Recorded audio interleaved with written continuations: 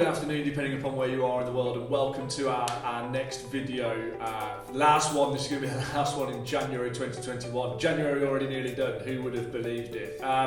Okay, so what we're going to look at this time around is a really hot topic at the moment, DIY investing versus using an advisor, and what the right thing to do is. And there was a great article on Bloomberg, which you can see below, earlier this week, which talked about the huge rise that financial advisories saw in client base last year, which is a bit strange considering what markets were doing last year, and equally the huge rise in apps such as Robinhood, where people were essentially DIYing it. So it's one of the things I hear all the time as a financial advisor. I hear it every day from potential clients where they say, do you know what, I'd rather go it alone and see how I get on for a little bit. And I'm not the kind of advisor that discourages that behaviour whatsoever. I'd rather see somebody doing something than doing nothing. Obviously, I'm biased, I accept that, but I believe that there's value that a financial advisor can add. So we're going to look at some of these value points in this video and go through them. Okay, so number one, we're going to talk about having a plan. 2, we're going to talk about tax efficiency. 3, drawdown efficiency. 4, holistic planning. 5, a disciplined strategy. And 6, general market knowledge. Okay, so let's go through them. 1, having a plan.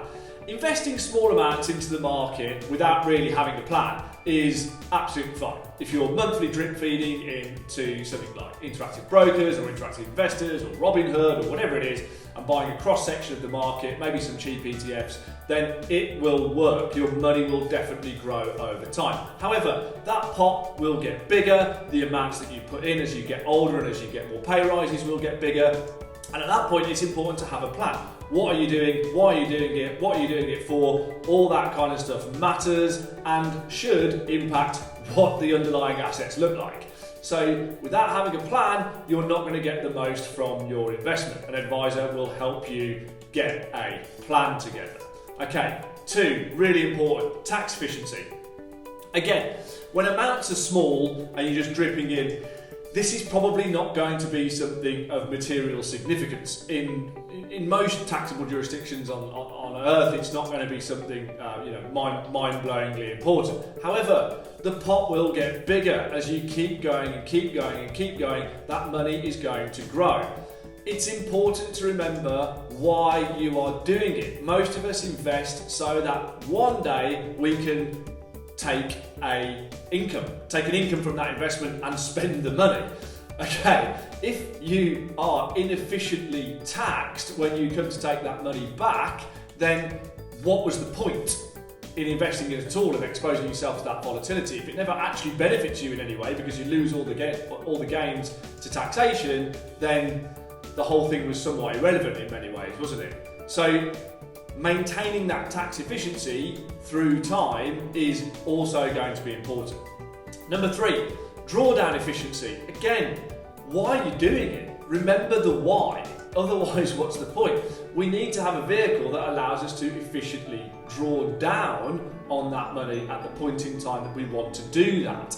Again, are your underlying assets structured in the right way that allows for an effective and efficient drawdown? If they're not, you probably need to change them. Number 4, holistic planning.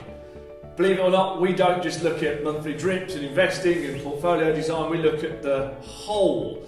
It is important, if you were planning anything at all, whether it was a military operation like I used to do, or a strategic review of a company, or your own financial planning, whatever it is, you start with a timeline, you'd put your objectives on that timeline, and then you'd assign troops to task or resources to the things that you're trying to achieve.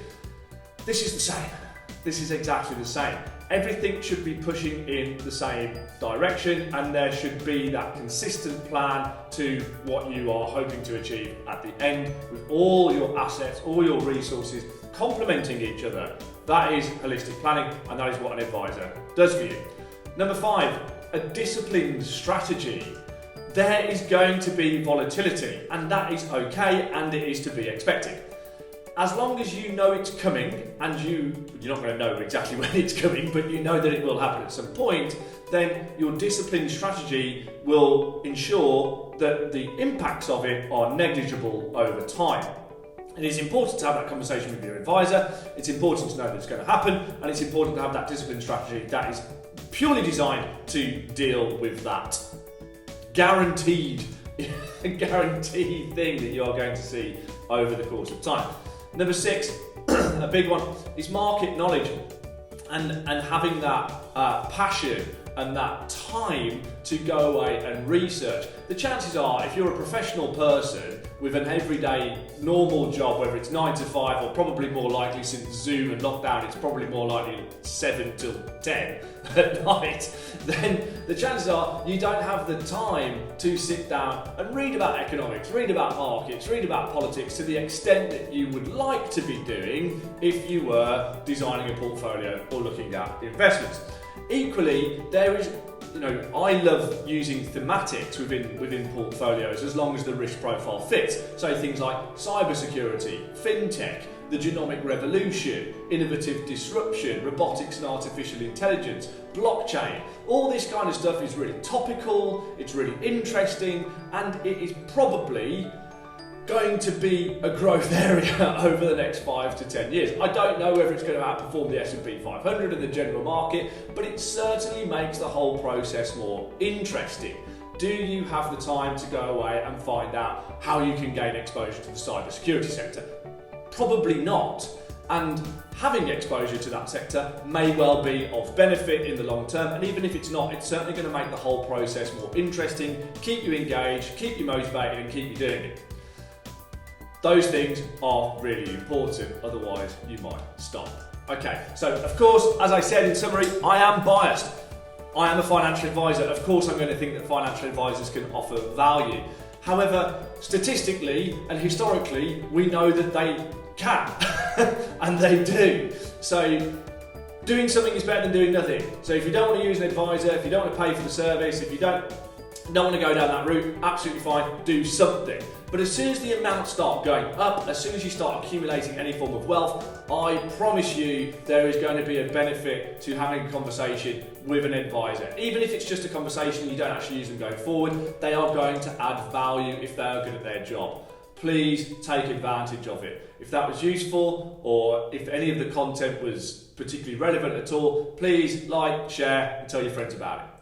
Have a great week ahead.